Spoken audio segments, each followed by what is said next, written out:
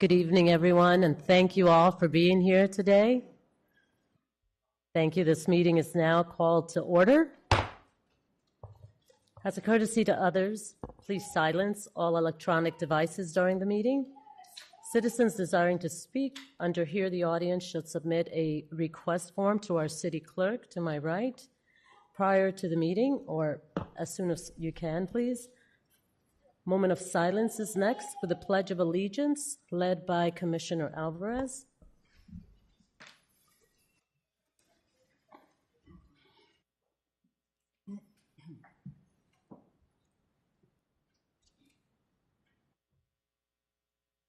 Will you please join me in the Pledge of Allegiance to the flag of the United States of America?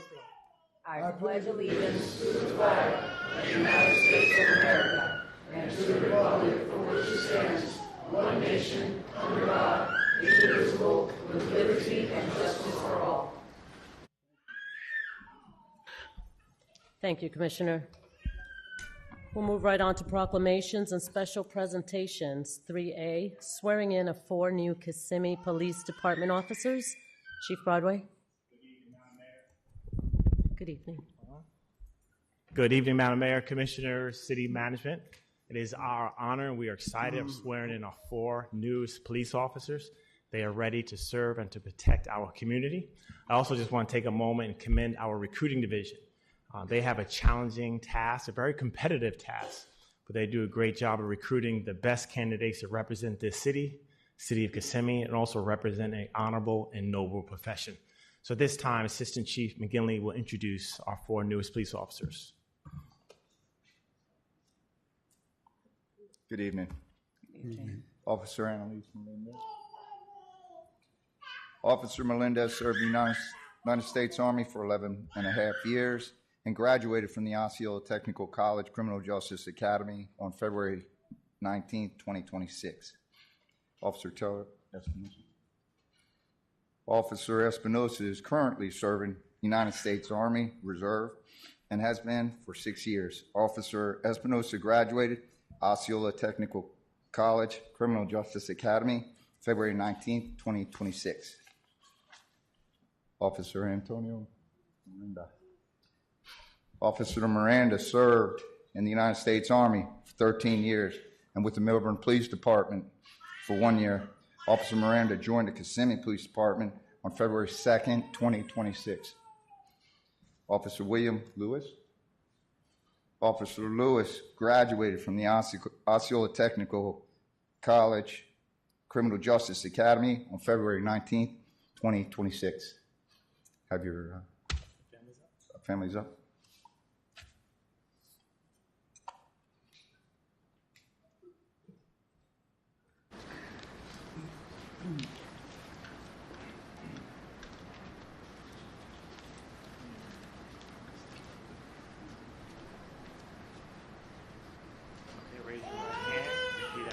I state your name.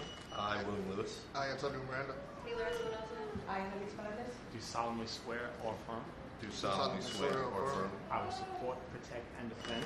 I will support, protect, and defend the Constitution and government. The Constitution and government Of the United States. of the United States And the state of Florida. and the state of Florida. I am duly qualified. I'm duly To qualified hold office. to hold office Under the Constitution. under the Constitution. And I will well. And I will well And faithfully perform. faithfully perform My duties. my duties Of police officer. as a police officer With the Kissimmee Police Department. with the Kissimmee Police Department, Which I'm about to enter. which I'm about to enter. So help me God. So help me God. Congratulations.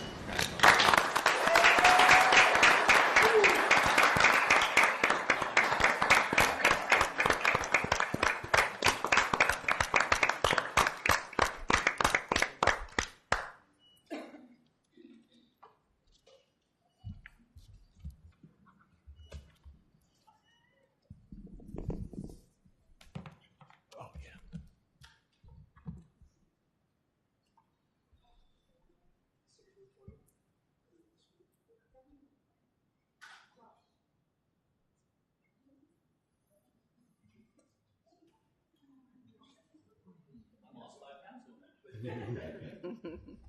Job, Danny.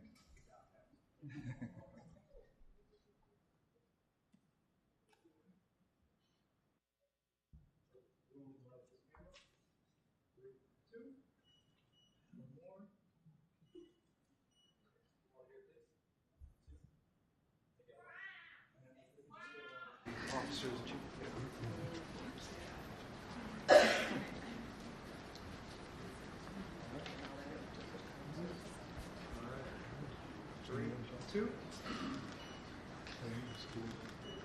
Hold on right here, please. One, two. Thank you so much. Congrats.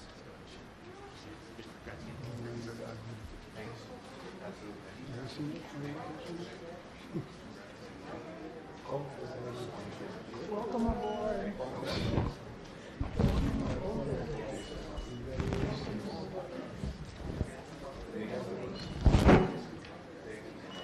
Congratulations. Congratulations.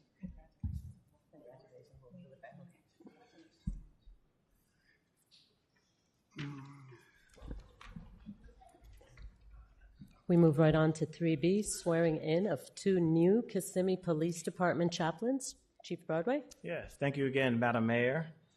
One of our goals within my first year was to reestablish a chaplaincy program. Our chaplains serve as spiritual mentors and confidants within our agency, as well as the support for our community. They will serve as a bridge between faith and service. We serve as a comfort in the time of grief, guidance in moments of doubt, as well as strength when it is needed most. And this time, Assistant Chief McGinley will introduce our 2 newest chaplains. Chaplain Louis Rivera.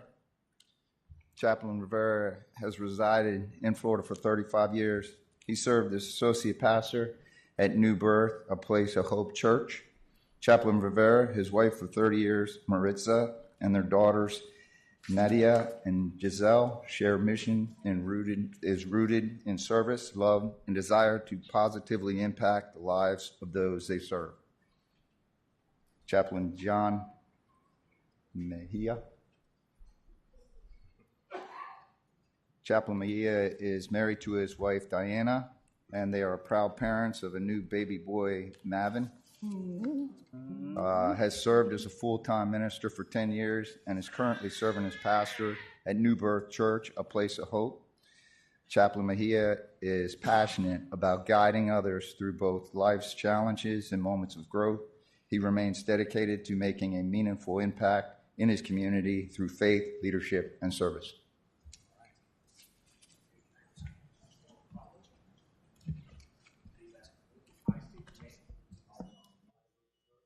Having been appointed to serve as police chaplain, do hereby solemnly swear and affirm that I will faithfully perform the duties of police chaplain for the Kissimmee Police Department. I will strive to set an exemplary standard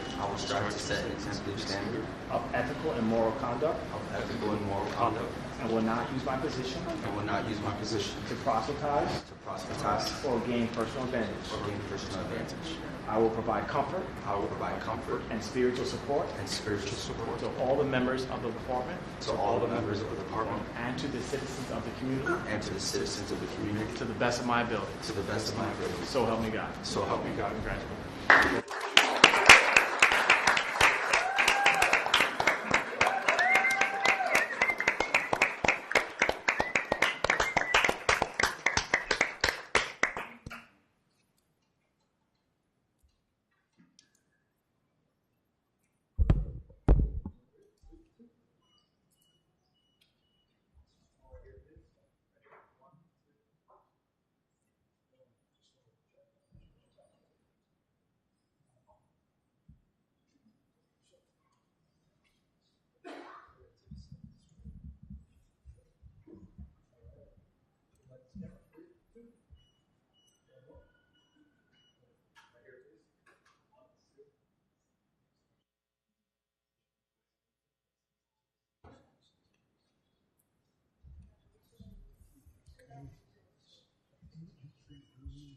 Congratulations.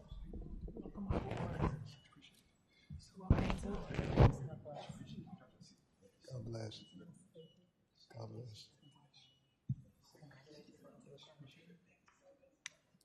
It's a cute little baby.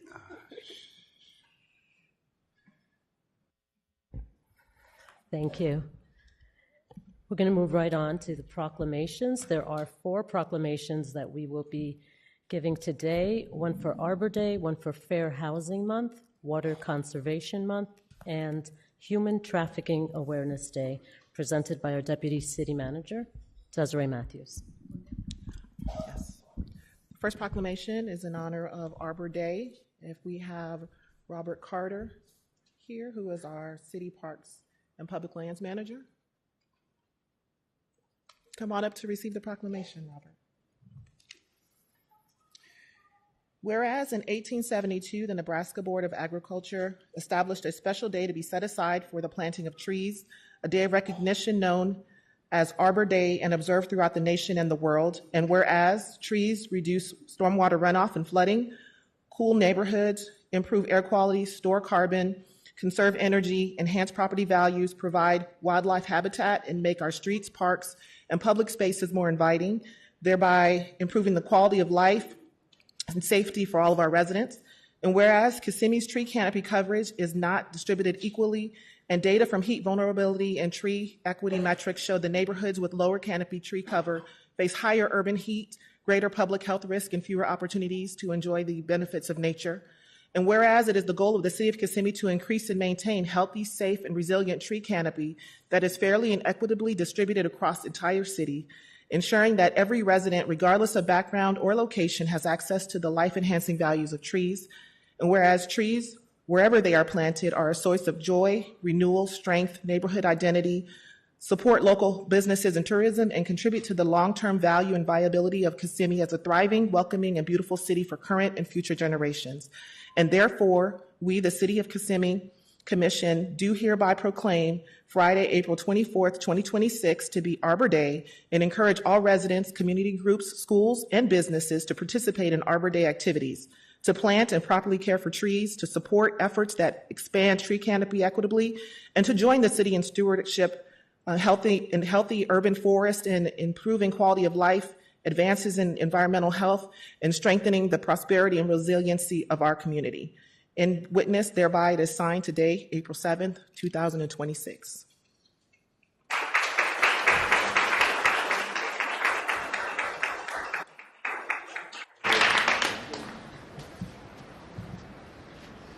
Would you like to say something, Robert? I can.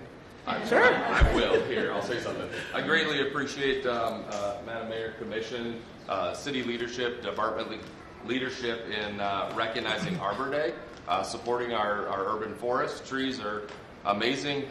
They provide beauty, health, and resilience in our community. And with this proclamation, it's the final piece in a multitude of pieces for us as the city of Kissimmee to apply to become a Tree City USA for long-term support of our urban forests. So I greatly appreciate everyone's effort. Thank you. Thank you.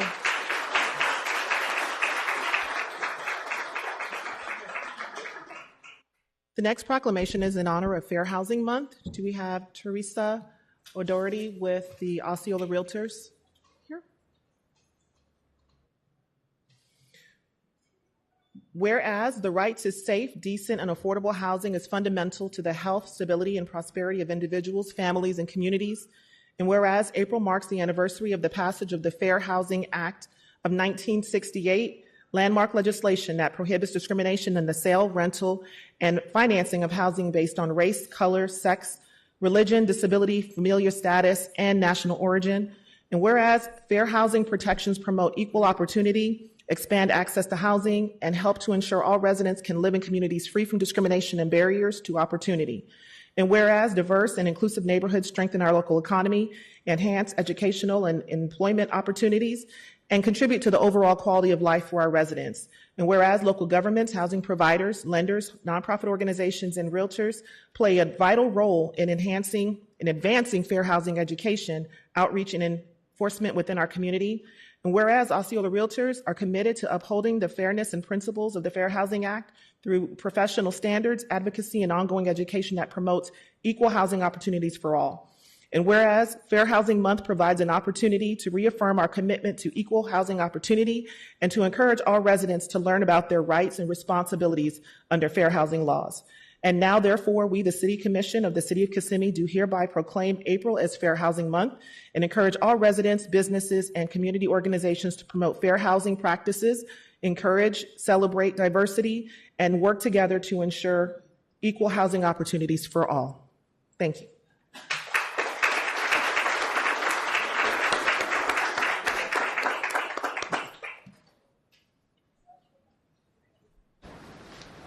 would you like to say a few words? Yes, please. Thank you. On behalf of Osceola Realtors, we are honoured by receiving this proclamation this evening. We are also proud to be joined by several members of our leadership team here. And it's important to us that fair housing is not just a law, it is a commitment from all of our realtors to have no discrimination against anybody looking to have a household and to be able to call a place their home. So on behalf of the Osceola Realtors, we truly appreciate this proclamation, and we seriously take this very, very seriously to honour all of our homeowners and avoid any discrimination in the laws of our country. Thank you all very much.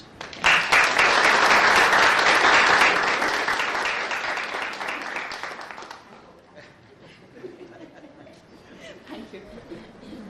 Water Conservation Month. Do we have Rodney Tilley with Toho Water Authority? Whereas water is one of our most valuable natural resources that is an essential need for every living creature, and whereas clean, safe, and sustainable water resources and supplies are vital to the City of Kissimmee's economy, environment, and residents, and whereas the City of Kissimmee, the State of Florida, and Toho Water Authority are working together to increase awareness about the importance of water conservation, and whereas all water users, including commercial, industrial, agricultural, institutional, hospitality, private citizens, and others, can make positive contributions to reduce water use and protect Florida's water resources. And whereas the City of Kissimmee and the State of Florida have designated April as Water Conservation Month to educate citizens about how to save water as a precious resource. And whereas the City of Kissimmee is committed to settling and setting a good example for its citizens regarding water conservation, now, therefore, we, the City of Kissimmee, do hereby proclaim the month of April as Water Conservation Month in the city and encourage all residents and businesses to help protect our precious water resources by practicing water saving measures and becoming more aware of the need to save water.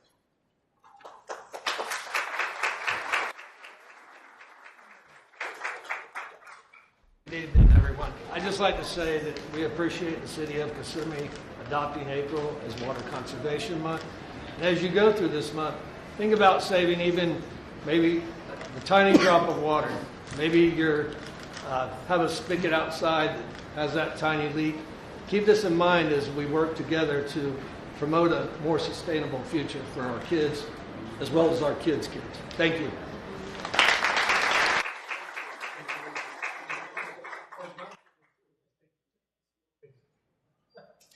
Human Trafficking Awareness Day. Do we have Jan Edwards, President of Paving the Way Foundation, Olivia Littleton with One More Child, and Makala Moffitt, Co-Chair of Empowerment Access.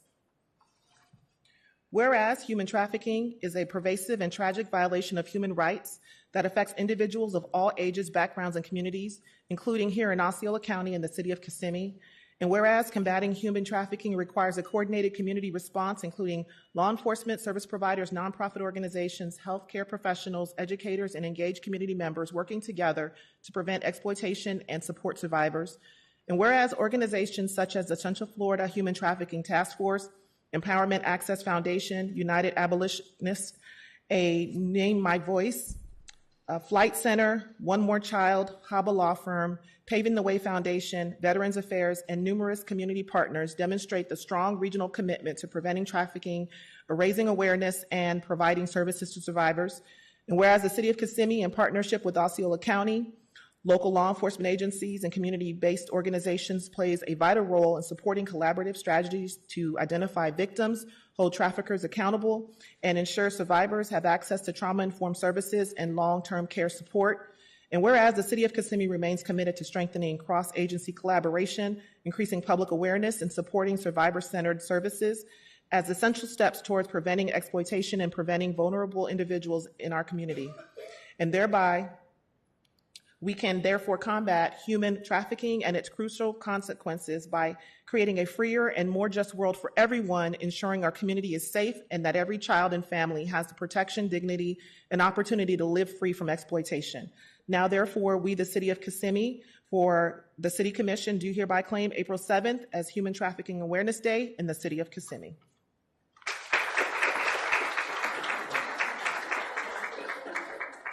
We're talking, and we brought it with us. So you go first. I'm Michaela Moffitt from Empowerment Access Foundation and the co-chair of the Central Florida Human Trafficking Task Force. We want to thank you all for being here today, and just we are in Child Abuse Prevention Month as well. Many of our children in Kissimmee and the city of Osceola are victims of human trafficking every day. So we empower you to learn the signs of human trafficking, get involved in your community, get involved with our local nonprofits, and help provide a sustainable resource for all of our survivors. Absolutely. I'm Jan Edwards. I'm the president and founder of Paving the Way Foundation, and we do prevention education specifically for kids. So we're the tip of the spear, so to speak. Where we go, people come right back behind us to protect and make sure your kids have what's wanted and needed should they be exploited. April is Child Abuse Awareness Month. There's little blue ribbons in the back. And this week is Blue Ribbon Week. So if there's ribbons back there, there's any left, please go grab them, wear them this week, and talk to your friends and family about child abuse. It's a silent crime. Kids don't talk about it, and that can lead them very much into being trafficked or exploited online. Thank you.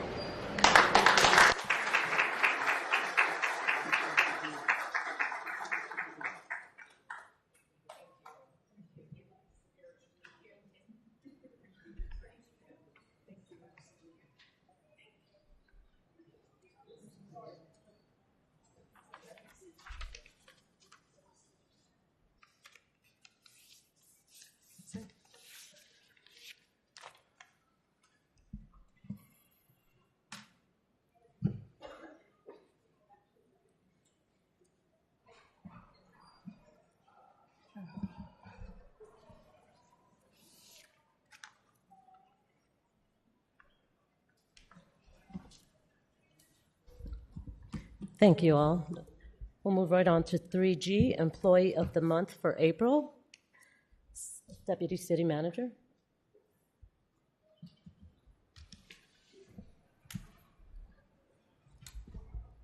We can be joined up front by Lorraine Martinez.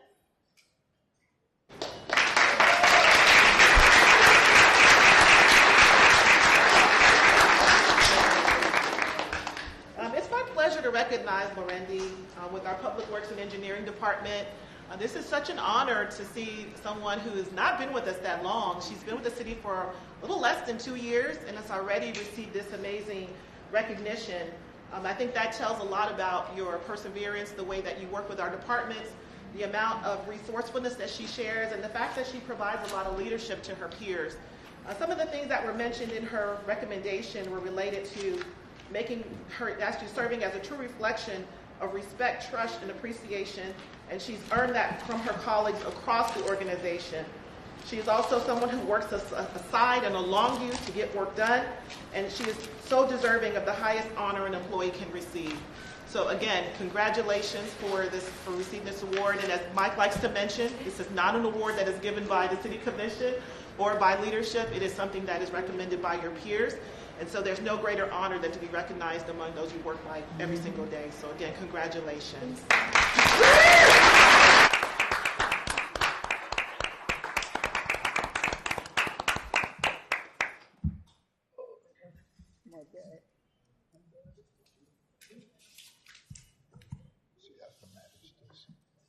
It's not that bad. It looks big. It's bulky.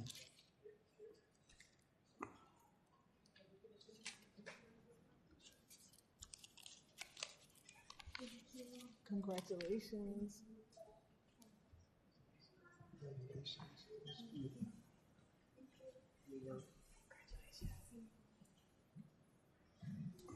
Do you have a few words that you would like to share? Good evening, everyone. I would just like to thank my peers that nominated me. It really means a lot. I am very proud to work for the City of Kissimmee and my Department of Public Works, and I am honored to receive this recognition. Thank you.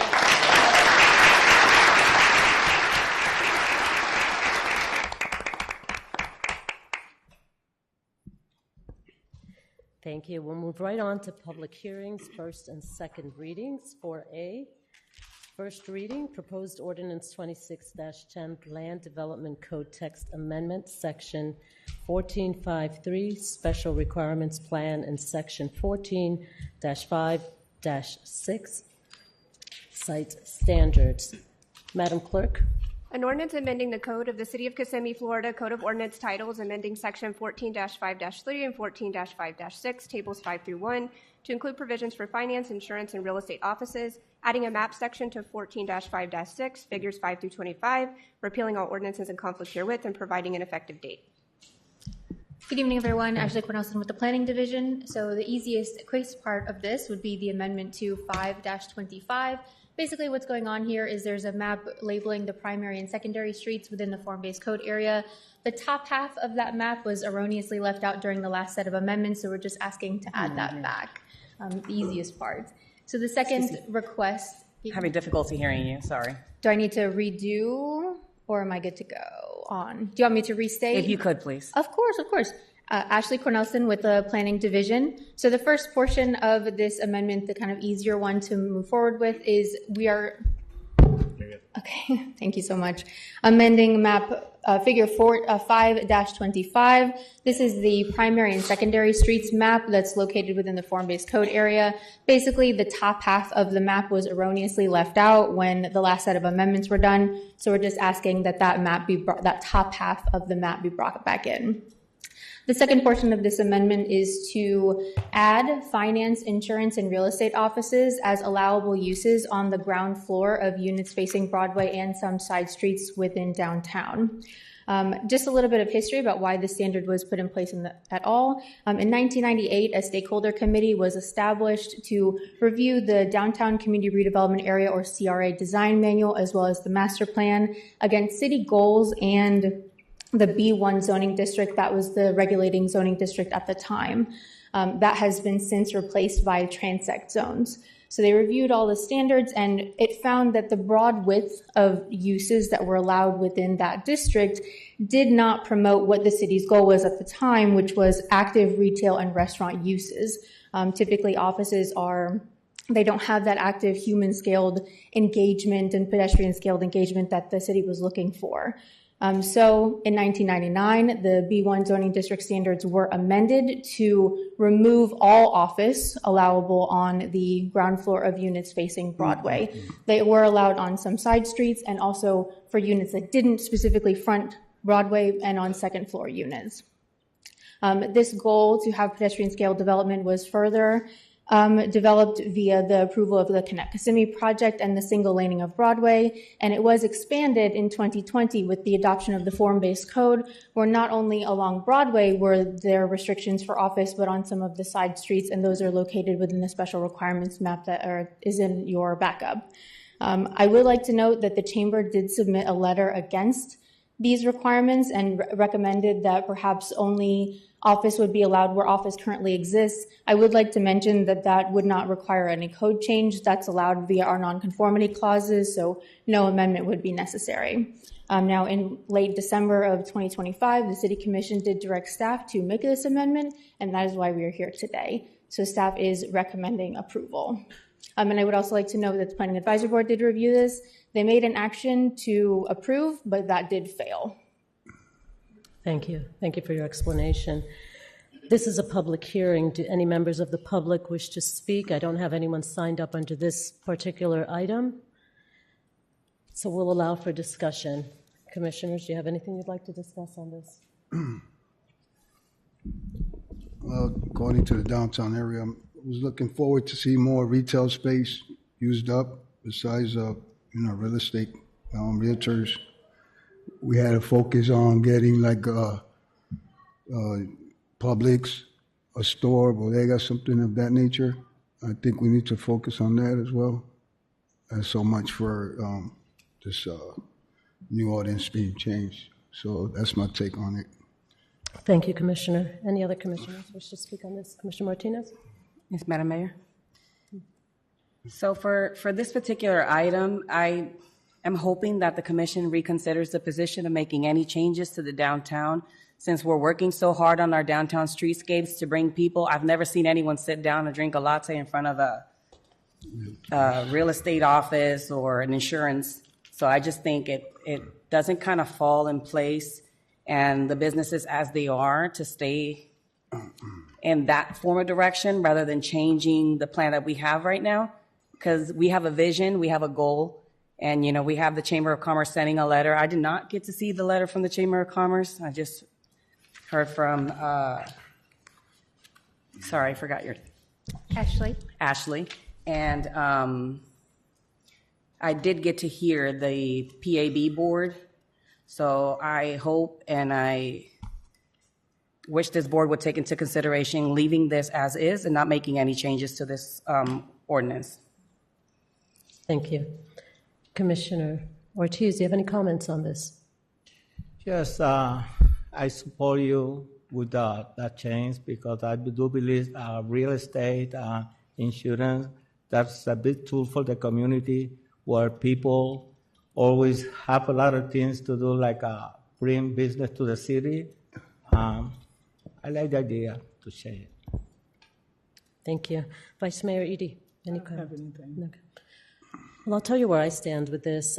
We currently have Remax right on Broadway, and they keep that office space very busy. I like the fact that people could use their property and put whatever they want in it. Some people have complained about having more smoke shops, and for example, that last smoke shop was a Keller Williams that wanted to come into our downtown with 150 agents. And that would have been great for the existing businesses. Now, I am concerned about what's going to happen with the area behind us over there where they're going to build a new hotel, and that first floor should all be commercial. So I don't know if there's a way of making it to where if it's an all or nothing. I don't know if that's how that goes, because definitely in that new building that's coming in, that new property, that new development, perhaps that should be considered strictly retail and a grocery store. That would be great there, and I think that's part of the plan that they were talking about. So I don't know how you merge the two and still allow people that own these properties that perhaps are having a tough time renting them out to restaurants or just the rents being so high, and they're asking for just personal services. I mean, you go to places like, other cities, and they have like a barrage of different types of personal services as well. So I'm kind of conflicted with this because I also don't know if this would carry over to that project. Do you have any insight on that? It would not. This only covers Broadway Okay. and some accompanying side streets, and personal service is permissible along the ground floor units. Okay. This request only includes finance, insurance, and real estate offices along the ground floor of Broadway. And after listening to the PAB recording, this was established back in 1999. Am I correct? That's correct. Correct. So it's been 27 years now that we have been holding on to these norms, which perhaps at that moment were the most appropriate, and for that point in time, it's changed quite a bit. And I think we're so conflicted because we have some people that'll say, no, we don't want offices, but on Broadway we do have real estate offices, again, i.e. Remax, and they bring a great amount of people, a great amount of business, and they, sponsor and support the restaurants all around. So it's just a nice variety. I stand conflicted with this item, and I understand everyone's different positions, but if it just affects Broadway, and some people are having, we also don't allow storage spaces, and it seems like we're having a battle with one of the properties which has become mostly storage with the anticipation of hopefully becoming retail. It's a great spot for retail there, but I yield to this commission, however it is you'd like to proceed. Is there a motion on the floor moving forward? I make the motion to leave it as is. Okay. I'll second.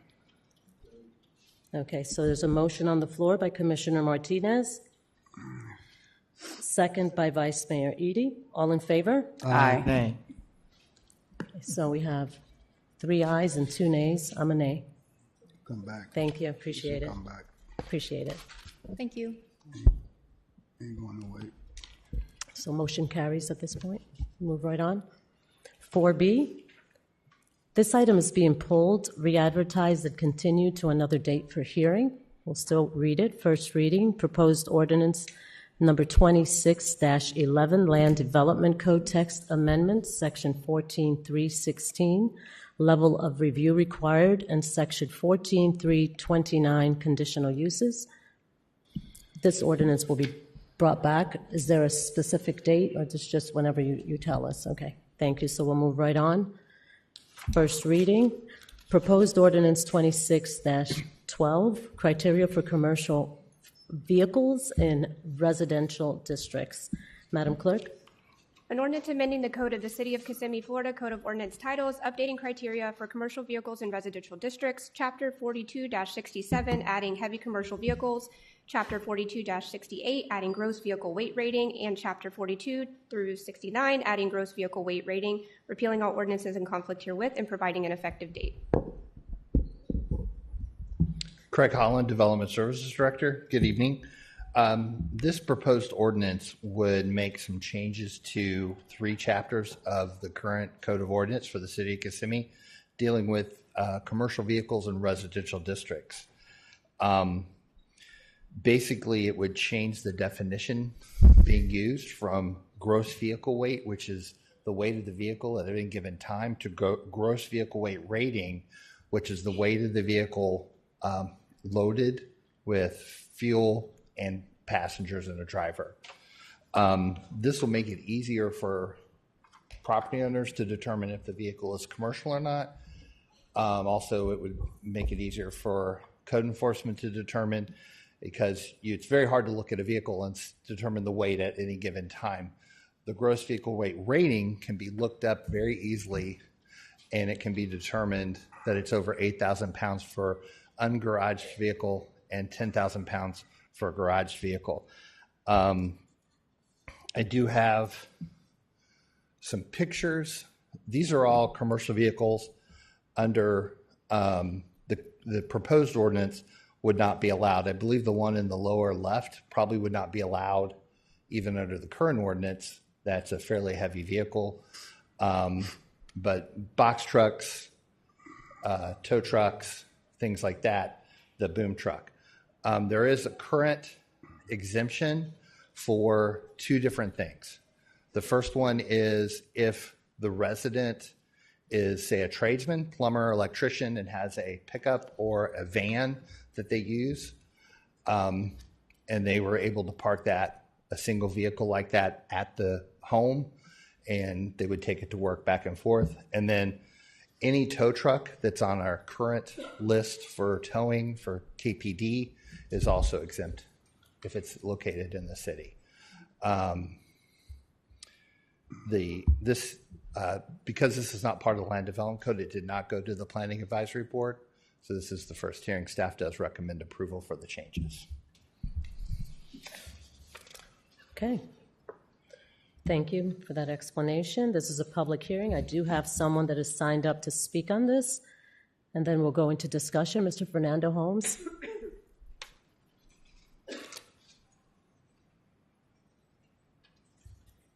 Mr. Holmes, your name and address, please, for the record. You get 3 minutes, at which time the microphone will turn off. Good evening, Commissioners. My name is Fernando Holmes, 2046 Valencia Circle. I'm going to start with the previous ordinance. Can somebody tell me when that ordinance was made, the old one? What year?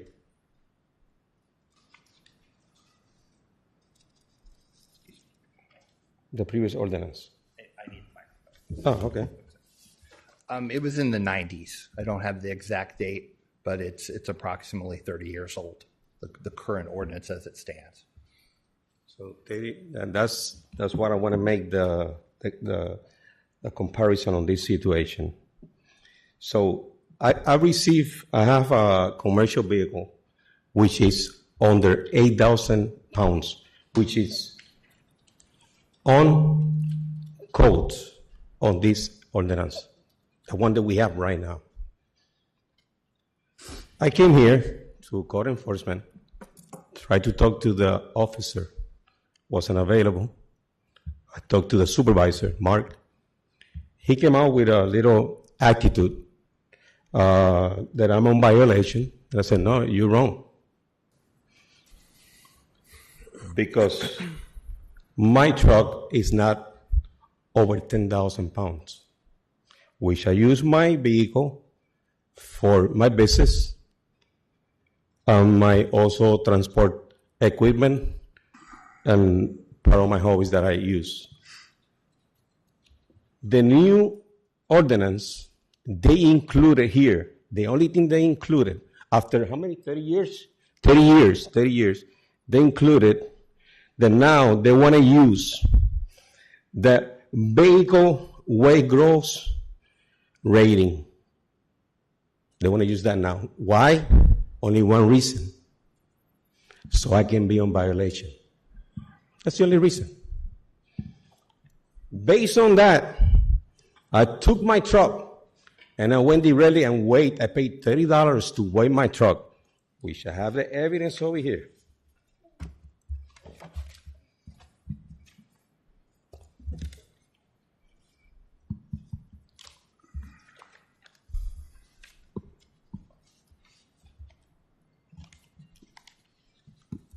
Certified. 7,580 pounds.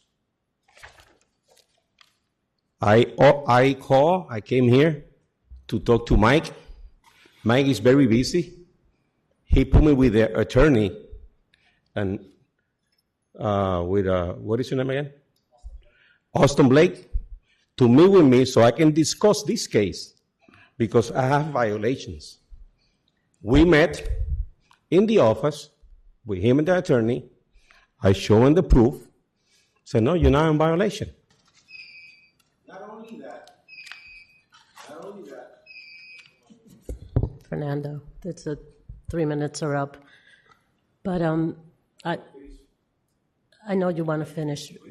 We do have 3 minutes, and you did ask questions to Craig, so he absorbed some of your time there. So I know that this is a very frustrating moment, and I'm going to allow you to finish your thought. But I feel, go right ahead.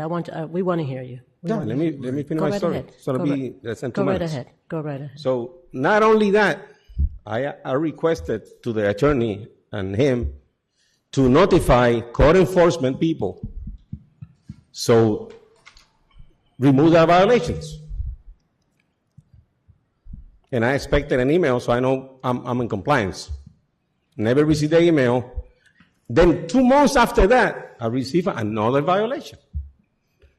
I came back, I called, he said, no, you're not in violation, but it's going to be a change. I said, I know it's going to be a change, so I can be on violation. I requested a FOIA request. They call it here public information, public request. And I asked to see if a neighbor make a complaint on my truck. No neighbor making a complaint on my truck, no neighbors. It's a random driving that code enforcement do every day. Yes, I know. They go to all my properties every day. I know that. So, my last thing for you guys. I feel, I don't know other business owners, I feel like it's business owner against City Kissimmee against business owners. That's how I feel. And that's how they talk outside over there. One of my last things.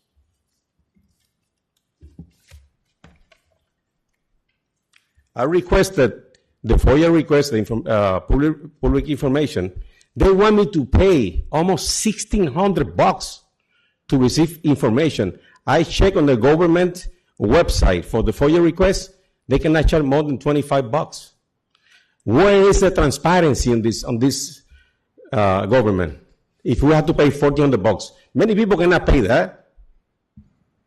And I got the proof over here too. But my last thing.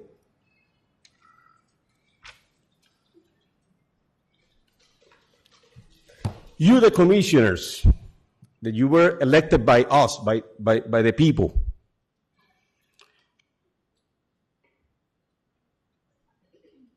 I would love to you guys that make the decision correctly. If they left the ordinance the way it is. Thank you. Thank you. Thank you, Mr. Holmes. Thank you for the time. Mr. Holmes, I do need your address, please, for the record. I don't think that was stated. I said it, I'm going to repeat it one more time, 2046 Valencia Circle, Kissimmee. Thank you. I appreciate it. All right, let's have some discussion on this. There's no other public comments on this item. Commissioners, do you have any discussion on this? I have a question for Mr. Craig. The upper left-hand corner truck, that box truck is a 10-foot truck from like a U-Haul store or a U-Haul truck. Will this affect any of the other businesses or commercial businesses within the area that are operating within city limits that have U-Haul trucks? No, so this is just in residential districts. So if this truck was parked at a commercial location, it would be fine. Exactly. So it's only with commercial vehicles in residential districts. Okay, and you said there is an exemption for like small business owners that either do electricity or have these kind of small trucks as well? Typically, it's tradesmen, plumbers, electricians. They don't have to be independent. They can work for a contractor, but they have the ability to park their truck or van on their property, one vehicle, since that is their main transportation for work. And they typically don't go to an office, they go straight to work. And then tow trucks that are on the KPT towing list are also exempt. Okay, and also, final question, what method are you guys going to be using when you're going to go to a vehicle and say that they're in violation? Like, how do you determine the weight of the vehicle if he has proof that his vehicle weighs 8,000 or 7,000? So, and that's why the change is being proposed. If the change is implemented, the gross vehicle weight rating is very easy to look up online. Every vehicle that goes out, whether it's commercial or non-commercial, you can look up and see what the rating is of that vehicle, and you'll go with that rating. And then, because again, the problem is you look at these vehicles, the box trucks, you don't know if they're full, they're empty, what's going on. Mm-hmm. So, whereas the gross vehicle weight is the weight if it's fully loaded. So a vehicle that weighs 7,500 pounds, as was stated earlier, fully loaded with passengers and a driver and fuel may weigh 12,000 pounds. And I'm just making numbers up at this point, but because it has the items. Okay, so it's kind of like the Kelly Blue Book, something like that. It's online similar. That you guys look up. There's a database. That's the one I know, online. at least. Yeah, that's why I referenced that one. It's a database online. We're able to look up almost any vehicle, even something like the boom truck or the tow truck. You're able to look that kind of thing up. It has everything. All right. So, thank you for the clarification. Thank you. Commissioners, any further discussion? Commissioner Ortiz, Commissioner Alvarez, Vice Mayor. Discussion. I have one question. So if the allowable vehicles are more than 8,000 pounds, then what? Could I ask for clarification? Okay, hypothetically speaking, if you have a truck that does HVAC, but you said the maximum is 8,000, but what if that HVAC vehicle weighs is more than 8,000 pounds? Are they required to move that? Well, so if it's like a truck or a van, you're right. Even with equipment for like an HVAC, it will typically be less than 8,000. But if we've never had a situation come up, we would have to sit down with the attorney and discuss what the vehicle rating is, and if it's over that 8,000, and determine what we need to do. So I'm assuming it would be in violation. That's what I was asking. If If it's it would- over yes, if the vehicle's over 8,000 pounds on the rating, they would be in violation, so they would get a code case and go through those proper. That's what I was asking. Okay, but are you referring to the exemption for somebody that has? I'm referring to the So that's what- exemption. Well, the exemption's not based on what you do with the vehicle. The exemption's based on the vehicle rating. So whether you sell lollipops or you're a plumber, as long as the van is a rating of less than 8,000 pounds, it's permitted because it's for commercial use. If it's over the 8,000 pounds on the rating, that's where it's no longer Regardless of what its purpose is. It has to, yeah. If it's used for Okay. commercial use, which is for the furtherance of making money and things like that, that's defined in the code. That if it's for commercial use and it's over 8,000 pounds, then it would be in violation. If it's under, then you would be allowed to have it. So that's where I work for a plumbing company. I have a van. That's perfectly okay. The intent of the code is to prevent these larger style vehicles from kind of just cluttering up properties in the streets. I got an understanding of it now. Thank you. Why 8,000 pounds? Who decides 8,000 versus 10,000? What's the logic behind it? I think is my question. 8,000 was in the code back from the 90s. And I think because you have most commercial or most resident non-commercial vehicles, your car, my car, are well under that 8,000. And it's that 8,000 kind of trips up somebody who will have, say, a box truck with items and things like that. It's more of an indication of the size of the truck. Right. So when you're looking at the size and style of trucks at 8,000 pounds, they tend to be one size. And then after that weight, they tend to be at the next level of a much larger commercial vehicle that would then fit into the category of being much more intrusive in the neighborhoods. Is it also based on the manufacturer, make and model? Is Right. The Well, data you could pick up? Right. So that's how the lookup is when we look it up online. It's the make and the model of the vehicle. And if you go to I think the one on the top left is probably a GMC van. And then when you get into that, you can say converted to a X amount of foot box truck, and it'll give you that vehicle rating. So, I have a challenge with two things that I've heard today. Both items that have been brought have a baseline of in the 90s.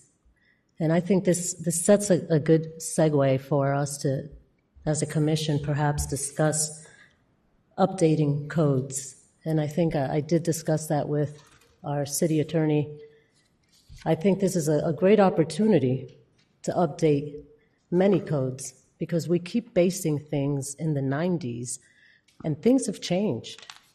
And I think it's very unfair that every time we're going to make reference to something, it's like, well, this happened in the 90s.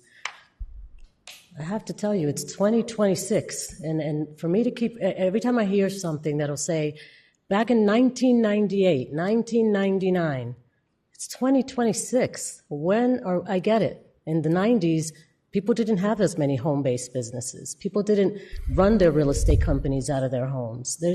We are living a little archaic, and I would like to take this opportunity to suggest to the commission that maybe it's time for us to have a workshop and discuss how do we update these codes. I get it, it's a lot of work, but it has to be done, and I think it's our responsibility. Again, the prior item, again, 1998. This one, 1999. Who decides 8,000? Who decides 10,000? Who? Honestly, it should be all of us understanding the needs of our current and existing population. And so I have to say, commissioners, please entertain the fact that we have to update this. I'd actually, if the discussion is over, I'm going to call a motion to either table this or just deny it. I can't move forward understanding that this is where we're at today with a good, clear conscience of the fact that in 1999 and 1998, these things were established. It's been 30 years, commissioners. So I say we table it. We move, Deputy City Manager, I think you have a suggestion? The intent of the ordinance is to establish these residential standards. And so when we're looking at the intent, the gross vehicle weight rating is associated with the size of these trucks. And so it comes down to what size of vehicles should be allowed in residential areas for long-term parking, long-term use. And then that becomes a part of the discussion that the commission then has on how we identify, how we come up with to qualify or define what that size of vehicle is. So at this point, for code enforcement officers, the easiest way for them to ensure that it meets the standard, because that's what they're doing now. It just, that language wasn't in the code for them, the gross vehicle weight rating. But right now, that's what they're doing. They're looking it up to determine, is this vehicle the size that would qualify as a violation? If the commission desires to do something different and to look at a different size or a way of determining the size of truck, what should be allowed, what meets the standard of these residential areas, because in some HOAs right now, that regulation is in place where it wouldn't allow these trucks anyway, regardless of what the code allows. So what is the standard that we want to have across the city? And how do we give direction to then staff to say, come up with a way to be able to establish what the size of these vehicles should be and how we can then quantify that for code enforcement officers to be able to then regulate it? I can almost assure you that the HOAs won't allow any of this, but I think a lot of these issues, and correct me if I'm wrong, are with properties that are not in HOAs. Absolutely. And then when I look at this picture in front of me, I would totally, commissioners, suggest that we look at this and understand that maybe a box truck is looked at differently than even the one at the bottom that looks like it would belong to like a KUA truck. I mean, you really have to see it at that level and understand, do we want tow trucks in this? So there's a lot to talk about. It's not just the box truck, it's the tow trucks, it's the almost bucket trucks. Mm-hmm. So could that become part of our workshop? So, and can we decide at that point what would benefit our residents more so? If it's the commission's desire to look at those standards and determine how we establish what those vehicles and how we maintain the size of vehicles and manage the size of vehicles in residential neighborhoods, we can definitely have that discussion. Thank you. And also, give me one second. And also take into consideration how many neighbors are complaining, because if the neighbors are not complaining, maybe there is no issue, and it's just an us issue trying to give guidance to the code enforcement officers, which I understand as well. But, and I mean, it's just so open and it's so vague. I think it's unfair to just put it all in one big lump sum of issues, because of 1999, the commissioner that was sitting here decided that was the time that they didn't want to see trucks. It's just, we're a different commission, and I think we have to look at this differently. So I'm sorry, Vice Mayor, you had comment. Yeah. One thing that we also need to consider, the lot lines are much smaller than what they were back in 1999. I mean, right now, for instance, my mother's property, you could probably put 6 houses on there in this day and age. But back in 1999, you put 1 house on. Yeah. So we got to factor in all of that. Vehicles, commercial vehicles nowadays may be bigger, but lot lines are smaller. So we got to also take that into consideration as well, if that makes sense to anyone. Yeah. It does. So I think that's why it merits a workshop before we make a decision that'll last another 30 years. I mean, because then the next commission might not think of this, but it still creates a situation for our residents. So I think we have to think this through before we just jump into making a vote that's just, I just think we should really hold off on this. I'd like to call a motion, if it's okay. Mayor? Yes, sorry. Go right ahead. Trying to get your attention. I'm sorry. And another thing that I would also ask, so I agree with you with tabling the item, is we have to find a space where they're going to park. Right now, storages are very difficult to find parking in the area. So living in one place, accustomed to having your vehicle there, then not being able to have your vehicle there, what is the alternative to that solution? So if we were to move forward with it, we're going to cause a hardship for another person that's trying to do business or is doing business, and they have to find a place where to park their vehicles, or if it does decide the commission to move forward with it, allow a certain allotted time so that they can make preparations to move forward with whatever plans, the commission decides to do. So just wanted to add that before your motion. And that's a great point to bring to our workshop, so thank you. That is very, Madam Mayor, thinking ahead. Yes, ma'am. We have a motion on the table to continue the item with the second by Commissioner Alvarez. Did you want to amend the motion to table the item until we have a workshop? Commissioners, I'm at your leisure. Moving forward, do a workshop. Yes, We can get okay, more so can we detail. add, we'll table it until there is a workshop. All in favor? Factors together. Aye. Thank you. All in favor? Aye, I think it carries unanimously. Thank you so much. And with that, I just want to clarify. So I've given staff direction to not enforce this section of the code until this ordinance was updated. I appreciate I just want to that. make sure you guys are comfortable with. So for the record, no fines will be imposed until said time that we come up with a conclusion on this. I would like to clarify that the tractor part of a semi-truck is well over 8,000 pounds. So we would still enforce that with a semi Absolutely. showing up in residential I mean, if you have an neighborhoods. 18-wheeler out there, we would hope that, A lot of times it's just the front it makes part, sense, that, right? it's just the Yeah. tractor part, but occasionally you'll see a full-size one. But I do want to clarify that we may not be able to enforce the semis piece right now because this ordinance actually added heavy trucks to the title of that.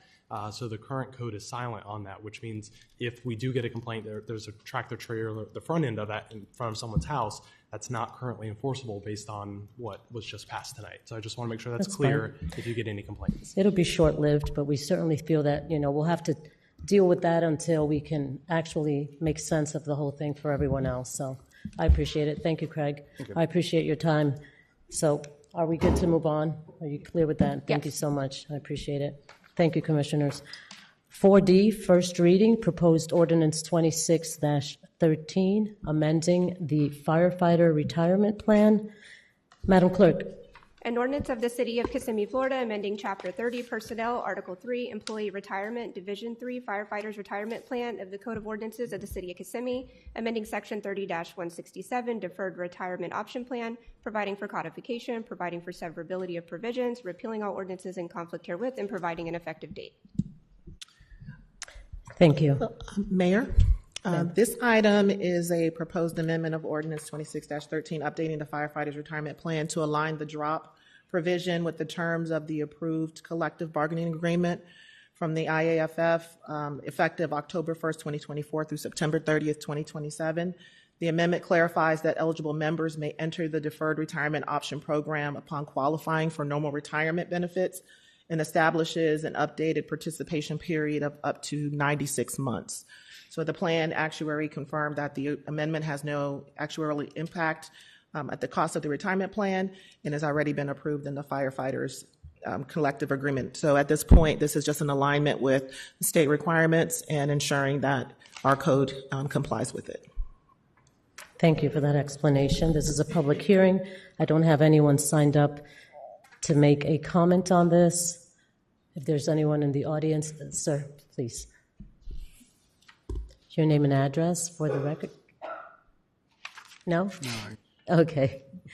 All right, so no, we're not going to talk about it. Okay. You let me well enough alone. All right. All righty. We'll allow for discussion. Is there any discussion on the table? No?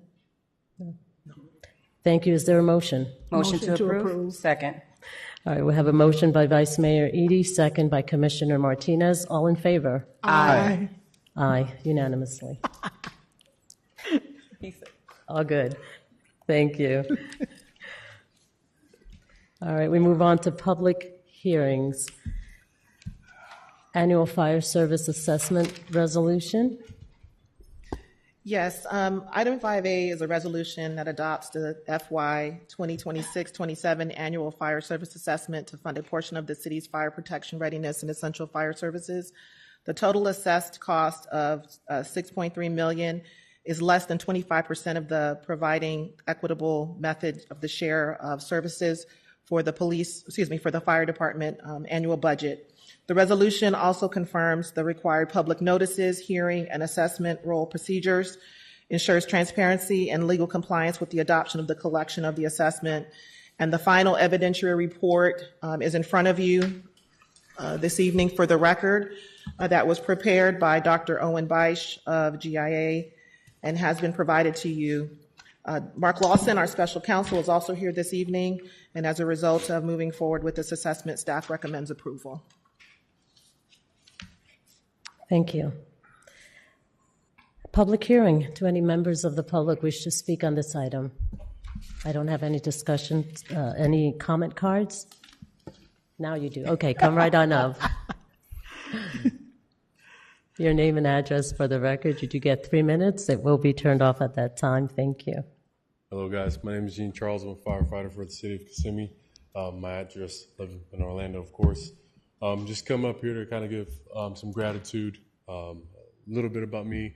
Been a fire here for a few years now, and every day I wake up to go to shift, it truly puts a smile on my face to read the name City of Kissimmee on my back.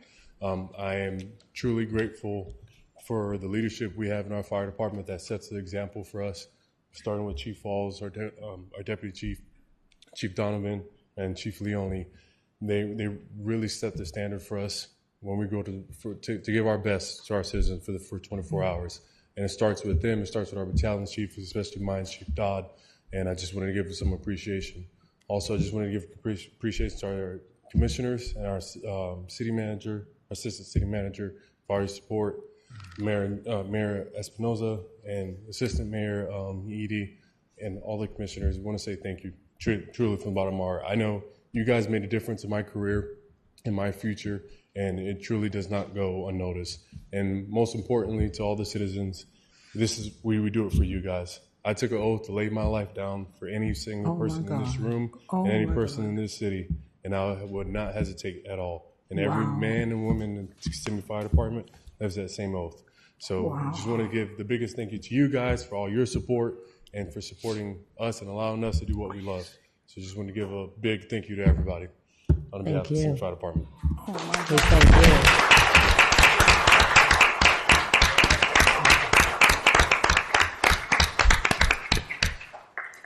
We definitely thank all of them for all they do. They are simply amazing. And we're grateful to have all of you, and the leadership behind you is really, really important. Thank you. Chief Walls, I know you're hiding back there. Thank you. Thank you all.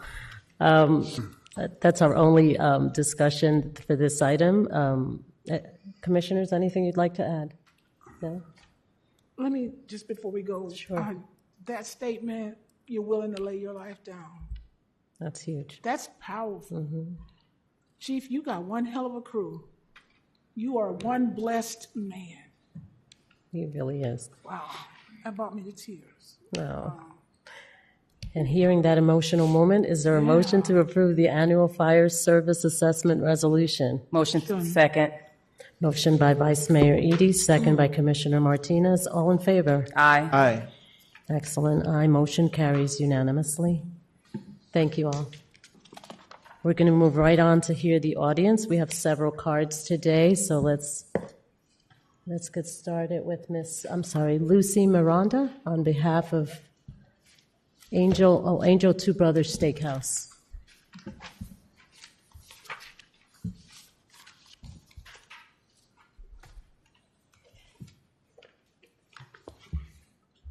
Good evening. Good evening. Good evening. My regards, Mayor. I'm going to read a letter that was sent from Mr. Angel. My name is Lucy Miranda. Address is 4376 Spring Blossom Drive, Kissimmee, Florida. Thank you. Dear city officials, on behalf of Two Brothers Steakhouse, located at 16E Dakin Avenue, Kissimmee, Florida, we respectfully submit our formal opposition to the authorization of food trucks operation within the city. As a permanent brick and mortar establishment, we operate under significant and ongoing financial obligations, including rent, leasing, permits, insurance, utility, payroll, and compliance with both city and state regulations. These costs are essential to maintaining a stable and compliant business that contribute to the local economy. In contrast, food trucks often operate under different cost structure, which can create an uneven competitive landscape. This disparity places established business like ours at a disadvantage despite our long-term investment in the community. Additional, this issue is a direct impact to local employment. Our business provides stable jobs for residents, and any decline in the revenue could result in a reduced hour, limitation hiring opportunities, or staff restrictions.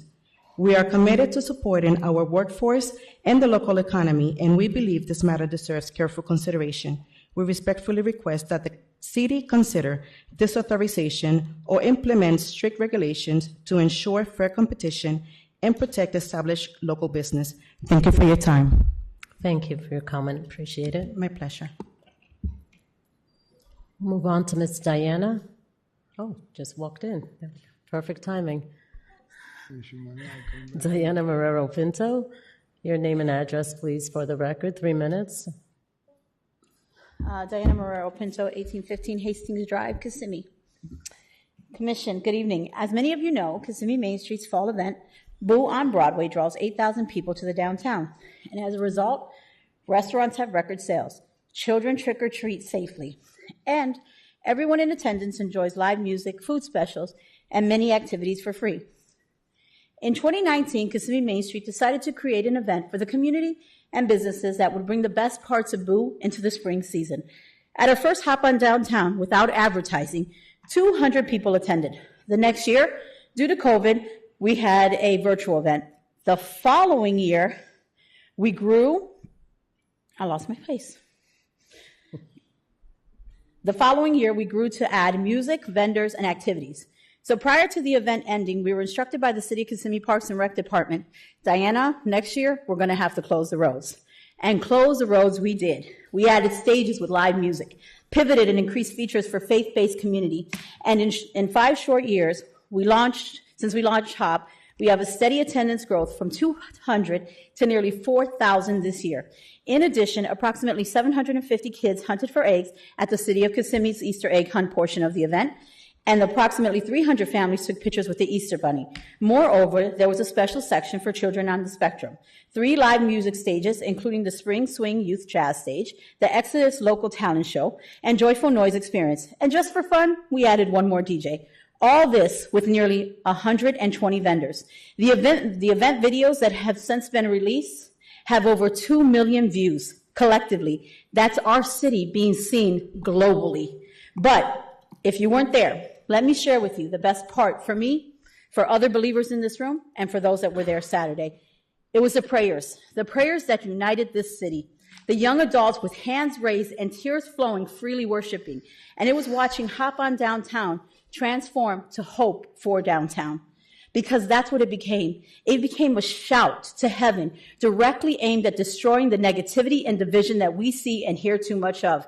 It was a response that I believe will echo through this entire city in the next days and months to come. And I encourage everyone to be a part of. So on behalf of Kissimmee Main Street, our board of directors, a dedicated team of staff and volunteers who work tirelessly to make these events happen, I want to thank you, city commissioners, administration, the police and fire department, and especially the Parks and Rec team for working with us, supporting our vision, and making it a safe, organized reality for everyone to experience and enjoy. Thank you. Thank you for all the hard work and dedication. Yes. That was an amazing event. Yes, it was. And I think we just hope that it grows every year. I did ask Austin Blake, our deputy city manager, on attendance, and I believe you indicated it was about 3,700 at the highest peak. At the highest peak, it was around 2,500, but the total attendance for the day was 3,700. 3,700, and so, wow, without, any major incidents or anything happening, and we did have a Band-Aid that was needed, and the police went right away and took care of that. Way to go, Chief. Chief Broadway and his men and women were out there, and it was just amazing. So many wonderful testimonies that day that really, really warms our heart. If you didn't make it this year, please try to make it next year, because, wow, Diana, you and your team outdid yourselves. Love the pink jackets. That was a nice touch. But I have to say that we even had water baptisms on Broadway. So, wow, speak on just bringing heaven down. It was really something else. And 11 people accepted the message of salvation, and 12 were baptized on Broadway that day. The great thing is that it was faith-based, not specific to any faith. It's just what you believe in. Yeah. So thank you for doing that and for being that light. I think my takeaway on this was the amount of young adults. This was like you expect to go to church and see all the older people sitting on the pews. This was not that. This was a revival. And this was crazy, but crazy in a good way. So thank you. And I think all the commissioners that were there, thank you for all those attended. And it was just something, and a lot of people in the audience I see here were there that day, and I think it was just really something to talk about. So thank you. Thank you for what you do. And I do have one request. I've had several people now ask if you could do an event every month. So make sure. We're getting there. We're working on an arts event coming up. I've had several people say, why don't you do something like that every month? And so I'll put it out there. I'll put it out to the universe and see what you do with that. All right. And KPD did wonderful. So we really felt protected the entire time. Absolutely. And traffic flowed, the parking permits to get in and out, everything. It was just, wow, probably, every time it just gets better. So I have to give you kudos on the record. And So thank you all for being there. I appreciate Thank the you. support. We appreciate you. Thank you. I think you did a fantastic job with that event. I personally feel like, it was absolutely awesome. You didn't miss a beat. The only thing is, I think if we celebrate the resurrection, I think we also should be celebrating his birth on that same level. Amen. Yeah. I really do. I think we should celebrate just leading up to the holidays. Yeah. Yeah. I would love that. Same scale. Yeah. Okay. No, add that to your list of events. Thank you so much. We have Miss, Colon? Ariel Colon or Anel Colon? Oh, there we go. Thank you. Hola, buenas noches. Your name and address. Yeah, thank you for the record. Anel Colón y mi dirección es la 4501 Teoli Court, Kissimmee, Florida, 34746. Thank you. Me voy a dirigir a ustedes con mucha humildad. Mi idioma principal es el español. ¿Me da un momentito para Sí. conseguirte una traductora, Sí, gracias. por favor? You could stop the clock. Ali Beth is not here. Where is she? There we go. There we go, Ali.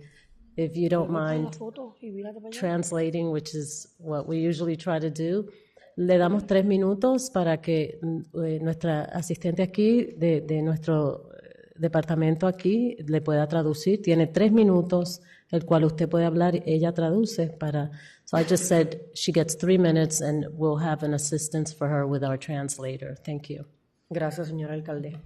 Bueno, hoy vengo humildemente para presentarle, ¿verdad?, mi hija, que ya no está aquí con nosotros. Voy a hacer la voz de ella, que se llama Oriana Coral. El nene, su hijo, tiene 7 años.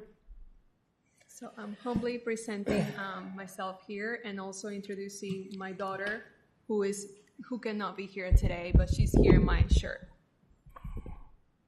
Tenemos un nene aquí que le presento con un diagnóstico de autismo. I have a kid here who has autism.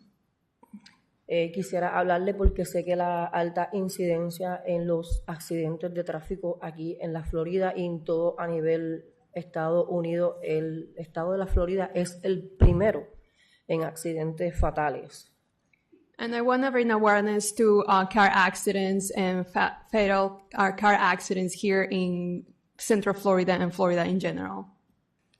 Por eso vengo a presentarle a ustedes que me gustaría que, ¿verdad?, de alguna manera tengan un poco de tiempo para que miren nuevamente las leyes de tránsito. And also bring awareness for you to take a look of transit laws and anything related to traffic related to that.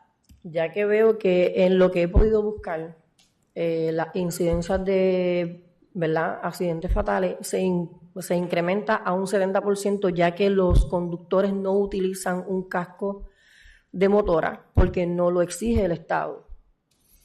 And fatal traffic accidents increase when I will say drivers of motor vehicles or specifically bikes don't have helmets, so it will be necessary to bring more awareness to that. Es un 70% y un 45% a un 60%. Las estadísticas dicen que con un casco de motora ellos pueden salvar la vida, ¿verdad? Aparte de eso, también me gustaría que miraran que las personas que hacen, ¿verdad?, estas acciones y estas personas pierden la vida, como mi hija, que iba a estudiar próximamente justicia criminal, ya no lo va a hacer porque no está aquí hoy con nosotros. Quiero que miren también porque estas personas no los arrestan en el momento. Aunque un juez le determine una fianza, que la Constitución dice que cualquier persona tiene derecho a una fianza, los arresten, les quiten su licencia o se la suspendan algo, porque es un proceso tan lento de ver un caso civil aquí, que tardamos 4 o 5 años, y yo creo que para nosotros la familia no es justo. I'm sorry. Tener que aguantar tanto para someterle un cargo criminal a una persona que no debe de estar en la carretera. Hoy caminó mi hija, una persona que llevaba más de 5 millas, el speed limit de lo que era la Sonia. Mi hija murió, mañana caminan los hijos de ustedes, los hijos de los que están aquí, los nietos de nosotros. Él es nieto, mis nietos se quedaron sin su mamá. Lo que quiero es que miren y pongan todo este asunto en la mesa para que, ¿verdad?, el departamento de policía, de los que tengan que ver con las leyes, inviertan un poco y puedan hacer un casco, que lo hagan legal para que toda persona pueda utilizar un casco, porque no es legal para ellos, solamente para los 21 años. Tengo una petición y tiene 719 firmas en este momento. Gracias. Ali Beth, I know that was a lot to translate, but if you would please, I'd like for everyone that doesn't speak Spanish to understand what happened to her family. So, bringing awareness to 70% of possibilities of people driving, or I will say in a motor vehicle, wearing a helmet, brings more possibilities of survival in case that they have an accident. Unfortunately, her daughter couldn't be here today after being involved in an accident that I'm not sure if the person who was driving the bike. Her daughter has since passed away because of this accident. That's because what of this accident. Yes. So, and so she's asking for stronger laws, and if we can lobby for stronger laws for helmets, as well as people that get arrested or not quickly enough because they're not charged immediately on the site, or it takes too long to charge them and they're still on the street. Meanwhile, her daughter is no longer with us. I'm sorry, I just caught all of that and it really just struck. So she's sharing the picture, and that's her son, her grandson, that now doesn't have a mom because of this tragic accident. No, estamos con usted, qué pena lo que está, pues, la acompañamos en su sentimiento y estamos orando por usted, vamos a ponerle en nuestra oración y muy lamentable, y créame que en lo que quepa de nosotros vamos a hacer una voz para su hija y para su familia. Thank you. I just said we are expressing our condolences as a community, and we will certainly be a voice to her and her daughter's situation and the family. Thank you for sharing that with us. Eso es algo muy personal, gracias. Ms. Stephanie Nelson.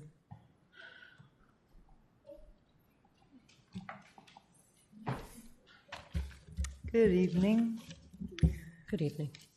My name is Stephanie, 1715 Sunny Street, Kissimmee. Can you hear me now? Yes. Okay.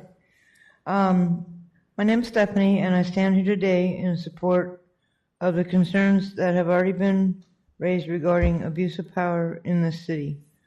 What we are witnessing is not leadership, it is a misuse of authority. The mayor has created an environment where power is being used for control, not for service. We are seeing a pattern of behavior that raises serious concerns about how authority is being exercised. There are growing concerns about the use of police presence in situations that appear to be personal or political in nature. Law enforcement should serve and protect the community, not be perceived as personal security for any elected official. This is a serious line, and it should never be crossed. In addition, there are clear concerns about staff being pressured or directed in ways that serve personal interest rather than the interest of the public. No employee should feel forced to comply with directives that fall outside of ethical governance. This is not how a city should operate. Public office is a responsibility, not a power trip. And when leadership begins to operate through intimidation, control, or influence over systems that are meant to remain neutral, it undermines the very foundation of public trust. And that trust is already being damaged.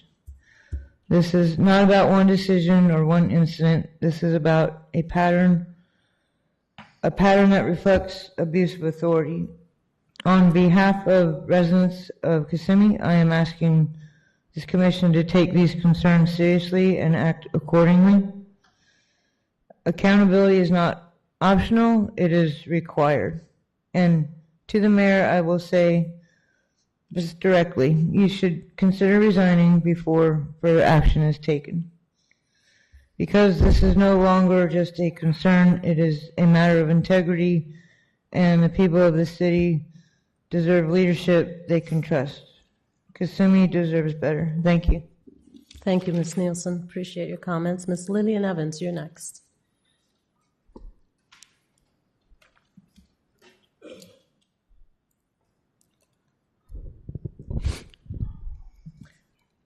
Lillian Evans, Sunny Street, 1715 Sunny Street. I'm here today to demand accountability, and I am asking this commission to take action against corruption. This is activity damaging our city.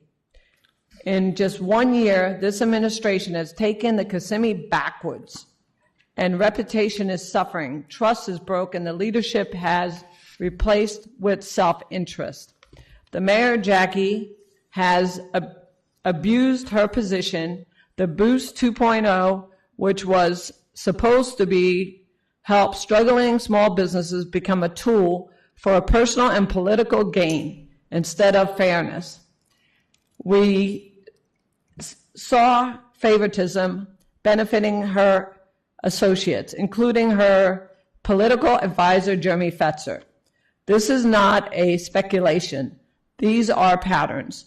She has admitted publicly, including statements reporting in Osceola News Gazette, that her actions was tied into her own financial interest, ensuring tenants paid what they owed her. That is not leadership. That is conflict of interest. We have seen in square footage tied to financial benefit. We are now seeing ordinance being shaped in ways that appears to beneath her own real estate interests, especially her gallery placement. That is not governance. That is self-dealing. Let this be clear. This is not about serving the people. This is about using public office as a public resume stream. Enough is enough. You are above the law. You are not above the law. You are not above the commission. You are not above the people in this city. This behavior has consequences and earns trust. It demands our community, damages our economy, and embarrasses our community. You should have the decency to resign before further actions is taken. The situation has turned into a circus, and the leadership of this city has become the ringleaders of that chaos. Kissimmee deserves better than this. We will continue to stand here, speak out, and fight against false allegations, abuse of power, and corruptions, no matter how unfortunate it makes this room uncomfortable. I'm sorry. And I want to be absolutely clear. If anything happens to me, I want to get on record that I have raised concerns about the actions and behavior of the mayor and Jeremy Fetzer. Thank you. I have something to give to you on record also. Thank you. Ms. Sharon Anderson, I believe she's left the building. Thank you.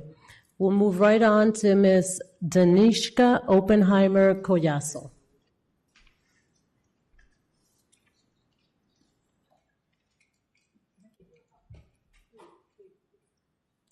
Good evening. My name is Danishka Oppenheimer Collazo, 926 Flower Lane, Kissimmee, Florida, 34741. I'm standing here today on behalf of my partner, the person I love. He was taken from me in a way that should have never happened. This was not an accident. This was a result of a decision a driver made, an illegal turn into my boyfriend's past. That choice cost him his life, and now we're here, living with that forever. Every single day we wake up to a reality we didn't choose, to an empty space that will never be filled, to a voice we'll never hear again, a future that was stolen, not just from him, but from all of us who loved him. What hurt us even more is how often these cases are treated. They don't matter enough. Like it's just another report, another number, another case that people move on from. But let me be clear. He was not a number. He was loved. So I'm not just here grieving, I'm here demanding change, because how many lives have to be lost before something is taken seriously? How many more families have to be destroyed before these are real consequences?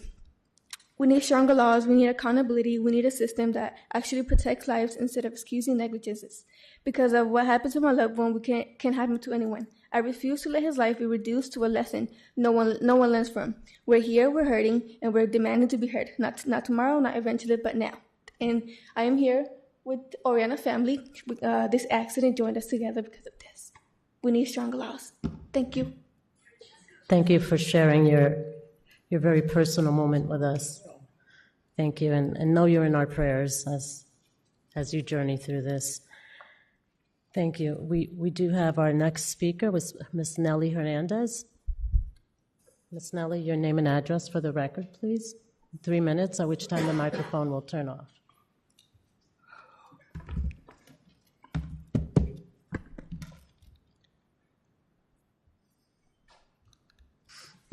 Good afternoon. My name is Nelly Hernandez.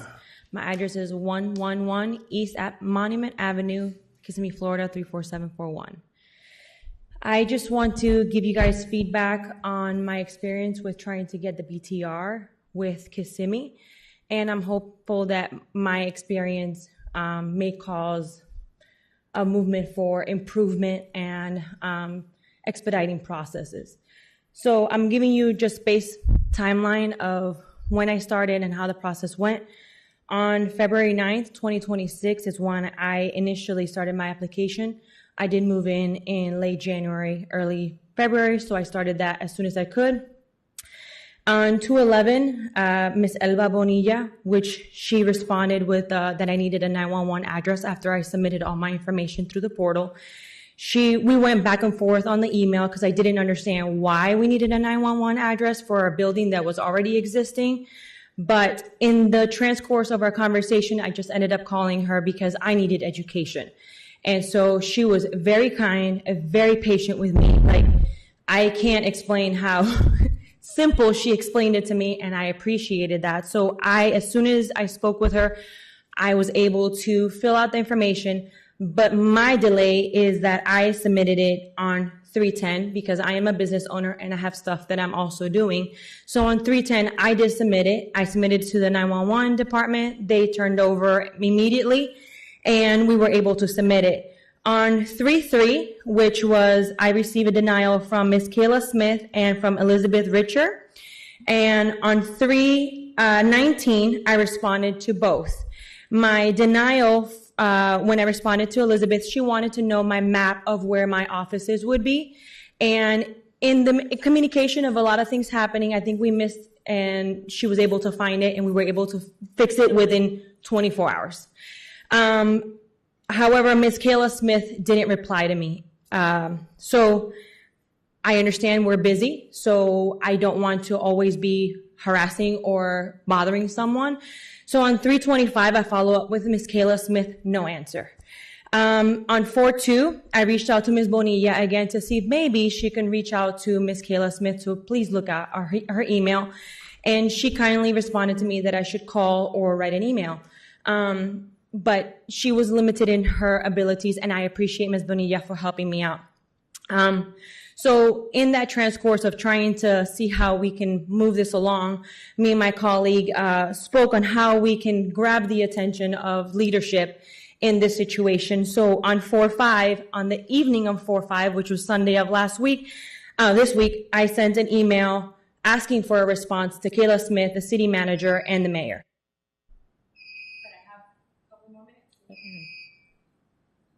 Just let her finish her statement at this point. We've gone over time with several today, so it's fine. So as our company, we do have IT establish a open and close email, so I can see when someone has opened an email and has closed an email. Ms. Kayla Smith did not open my email not once in the last 3 weeks.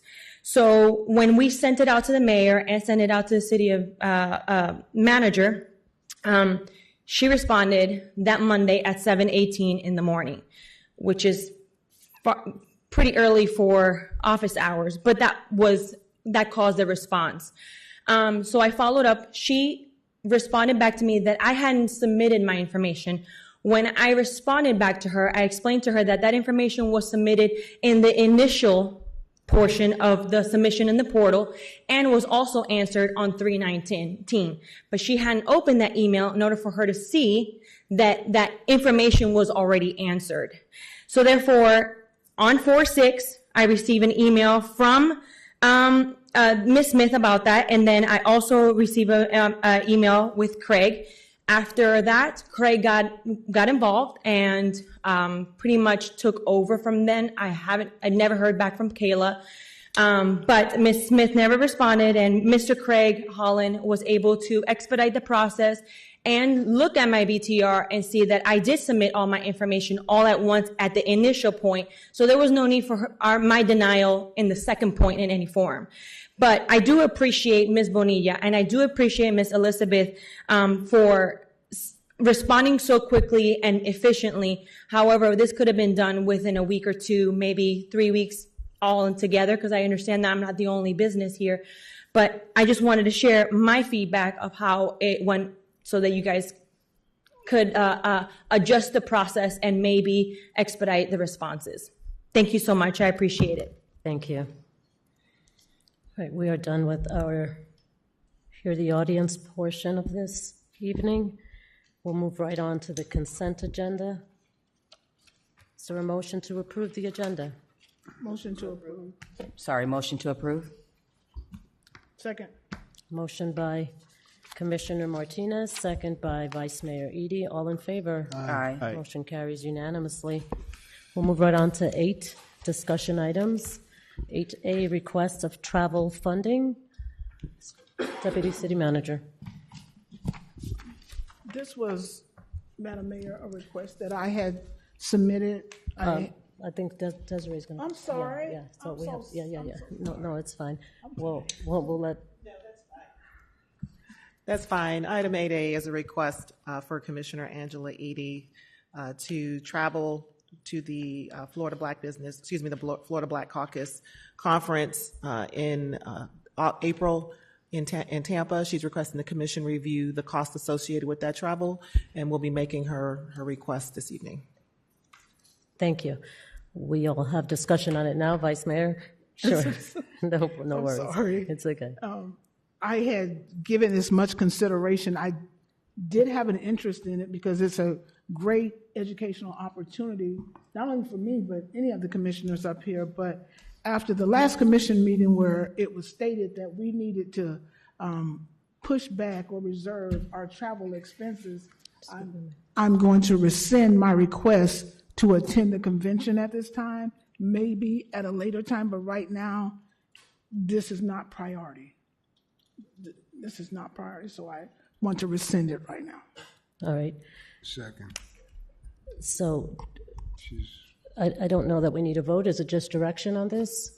No. At this We point, don't you just need a won't vote? take any action. Okay, so there's no action.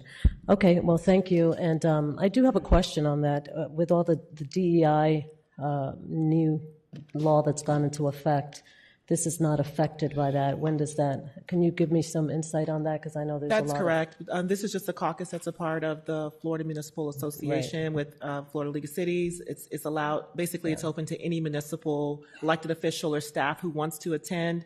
And the focus is on general governance and issues affecting communities. So it doesn't impact a specific group. It's just the focus of who the entity is that's holding the conference. Yeah, and I'm clear with that. But when does that law go into effect? Is it already into effect? Not the one that I understand it won't affect this specific item. because of, it's the FL, Florida League of Mayors, but I know there's a lot of questions on that DEI new law. Yeah, and there's a lot of changes that are going to have to be associated. We're reviewing all of our programs and services. We don't have many that will be impacted, but the way that we communicate information will have to be a lot more sensitive as it relates to the DEI requirements.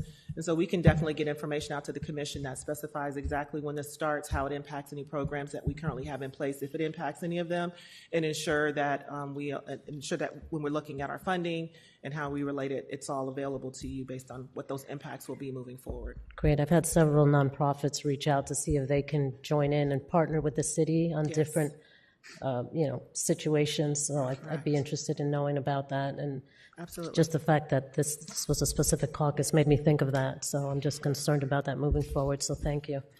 All right. Well, now we'll move right on to hear city officials. Our deputy city manager. Our city manager is on vacation today, and we have Deputy City Manager Desiree Matthews filling in. Do you have anything you'd like to add? Well, thank you. It's been a pleasure. It's been a fun week so far. Mike will be back tomorrow. But just a reminder that we do have our food truck workshop on April 14th. That's next Tuesday at 5 p.m. We also have our Community Shred Day. This is advance notice for residents who are interested in shredding documents. That will be here at City Hall on April 25th from 9 a.m. to 1 p.m. And then we'll be bringing back some dates for the commercial trucks and residential districts and what that impact looks like, and then a presentation for a workshop on the commission based on dates. Looking at the schedule, it looks like it wouldn't be until May, possibly June, depending on when the commission has the availability. So just making sure you're aware of that. That's looking for the dates for that workshop would take place. And then, of course, we'll be bringing back some information on DEI and any impacts that we have regarding programs for the city. But it's been a pleasure. Thank you. Thank you. And on Shredding Day, there's some requirements. We are not allowed to, I think there's only 2 boxes. I had a realtor call me and ask me and say, can I bring in and I'm thinking, I don't know. So then she called me back and said, I think it's only 2 boxes and no medals or Well, I'll defer to our city clerk. So I'm thinking, there's you're having that program. Like that. We're starting with 2, but it's the second year. So towards the end of the time period, I would say around 12:30, if we can see that the quota for the truck hasn't been met, we'll take extras. Oh, okay. Yeah. Good. I'll share that news with them because they were worried about the requirements. I think they have to purge We their just don't want to have to files. cut the event early, so Right. we say 2. Yeah, for she's transparency. telling her agents no paper clips, and I'm thinking, I don't know. Paper clips are fine. No batteries, no large metals. Okay. No big binder clips or no. Okay. Well, thank you. Appreciate that. City Attorney. I don't have anything except this reminds me of how much paper I have to get rid of. So. This is your moment. All right, City Commission. Commissioner Martinez. I don't have anything, Madam Mayor. Thank you, everyone. Have a great night. Thank you. Commissioner Alvarez. I don't have anything, Madam Mayor. Thank you. Commissioner Ortiz. Madam Mayor, I make a motion to reschedule the food truck workshop for the city of Kissimmee from April 14 to April 24, as I'm going to be not able to attend to the specific day due to personal reasons. Okay. Okay, so calling a motion to reschedule the workshop. Do we have a second? A second? I'll call a second. All in favor? Nay. I thought it was already on the books. Yeah, it's already been rescheduled. This will be the second time we're scheduling it. So, I mean... All right, there's a motion on the floor, so do we hear... So you're a nay, Commissioner Alvarez? Yes, ma'am. You want to... Is it a nay or a nay? No, well, I need to attend. It's already scheduled for me. It's already scheduled? Yeah, I'll be there on the Vice Mayor? 14th. Okay, so Yeah. it fails, it won't pass, we'll stay on the We're gonna 10th, let you know. 14th, what day is it again? Next Tuesday? Workshop. They'll be. Okay, so we it gotta stays get this on there. over done with. All righty, anything else you'd like to add? Anything else you'd like to say, Commissioner? Well, I just try to be, this work has been suspended many times already, but that is the decision of this body. I accept the decision, and we move forward. Thank you. Vice Mayor Edie, do you have anything you'd like to say? Madam Mayor, I don't have anything. Thank you. All righty. Do I have a motion to adjourn this meeting? Motion to adjourn. Second. All in favor? Aye. Motion carries. Meeting is adjourned. Thank you all. Have a great week.